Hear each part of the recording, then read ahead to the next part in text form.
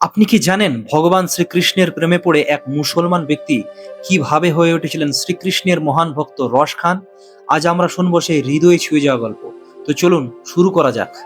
তো অনেকদিন আগে একজন মুসলমান ব্যক্তি ছিলেন, তার নাম ছিল খান সাহেব। তিনি প্রতিদিন একটি পানের দোকানে যেতেন পান খাওয়ার জন্য। একদিন সে দোকানে বসে থাকতে থাকতে তার চোখ পড়ে দেয়ালে টাঙানো এক ছোট্ট বালকের ছবির দিকে। ছবিটিতে ছিল এক অপূর্ব সুন্দর শিশু, ঘন ঘুঙুরে চুল, হাতে বাঁশি, মুখে তার মায়াবী হাসি। খান সাহেব কৌতূহলী হয়ে দোকানদারকে জিজ্ঞেস করলেন, ভাই, এই বাচ্চাটা কে? এর নাম কি? দোকানদার বললেন, এ হলেন শ্যাম, অর্থাৎ শ্রীকৃষ্ণ। ছবির দিকে তাকিয়ে খান সাহেব মুগ্ধ হয়ে গেলেন। তিনি বললেন, এই বাচ্চাটা তো খুবই সুন্দর, কিন্তু এটা যে মাটির উপরে দাঁড়িয়ে, সে মাটি তো খসখসে, এর পায়ে তো ব্যথা লাগবে, ফোসকাও পড়বে। একে চটি বা চপ্পল কেন পরানো হয়নি? দোকানদার তখন মজা করে বললেন, তোমার যদি এতই দয়া লাগে তাহলে তুমি নিজেই চটি কিনে দাও। এই কথাটা যেন সরাসরি খান সাহেবের হৃদয়ে গিয়ে লাগলো। পরের দিন তিনি সত্যি একটি নতুন চপ্পল কিনে নিয়ে এলেন। তিনি দোকানদারকে বললেন, আমি চপ্পল কিনে নিয়ে এসেছি, এবার ওই বাচ্চাটাকে ডাকো, আমি ওকে পরিয়ে দেব। তখন দোকানদার হেসে বললেন, এই বাচ্চাটা তো এখানে থাকে না, সে থাকে বৃন্দাবনে, বাঁকে বিহারী মন্দিরে।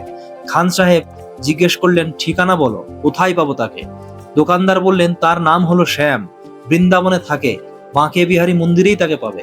এই কথা শুনে খান সাহেব আর দেরি না করে রওনা দিলেন বৃন্দাবনের দিকে।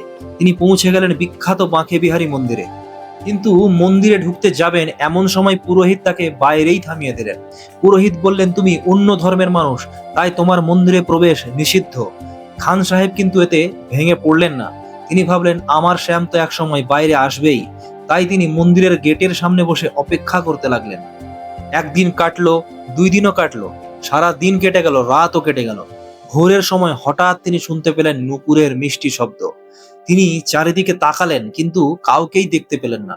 হঠাৎ যখন তিনি নিজের পায়ের দিকে তাকালেন, তখন তিনি অবাক হয়ে গেলেন। তার পায়ের কাছে বসে আছে সেই শ্যাম। শ্যামকে দেখে তার আনন্দের সীমা রইল না, কিন্তু পর মুহূর্তেই তার চোখে জল এসে গেল, কারণ তিনি দেখলেন শ্যামের পা থেকে রক্ত বের হচ্ছে। খান সাহেব তাড়াতাড়ি শ্যামকে কোলে তুলে নিলেন। ভালোবাসা দিয়ে তার পা মুছতে মুছতে জিজ্ঞেস করলেন, বাবা, তোমার নাম কি? শ্যাম মৃদু হেসে বলল, আমার নাম শ্যাম। খান সাহেব আবার জিজ্ঞেস করলেন, তুমি তো মন্দিরে থাকো, তাহলে তোমার পা থেকে রক্ত বের হচ্ছে কেন?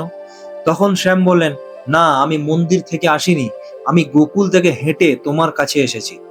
আরো বললেন, তুমি আমার যে রূপটা হৃদয়ে বসেছো, আমি সেই রূপেই তোমার কাছে এসেছি, তাই আমাকে গোকুল থেকে হেঁটে আসতে হয়েছে, আর পথে কাঁটা লাগায় আমার পায়ে আঘাত লেগেছে।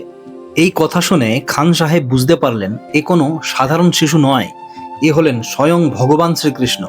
তিনি ভগবান শ্রীকৃষ্ণের সামনে মাথা নত করে বললেন, হে প্রভু, আজ থেকে আমি তোমারই শুধু গুণগান করব, আর তোমারই পদ রচনা করব। এইভাবেই এক মুসলমান খান সাহেব ভগবানের প্রেমে পড়ে হয়ে উঠলেন মহান কৃষ্ণ ভক্ত রস খান। আপনার এই ভিডিওটি কেমন লাগলো এটি কমেন্টে জানাতে কিন্তু ভুলবেন না। যদি ভিডিওটি আপনাদের ভালো লেগে থাকে তাহলে এই ভিডিওটিকে প্রচুর পরিমাণে শেয়ার করুন, লাইক করুন, কমেন্ট করুন, এবং অবশ্যই আমার চ্যানেলটিকে সাবস্ক্রাইব করতে কিন্তু ভুলবেন না। সবাই খুব ভালো থাকবেন। ধন্যবাদ।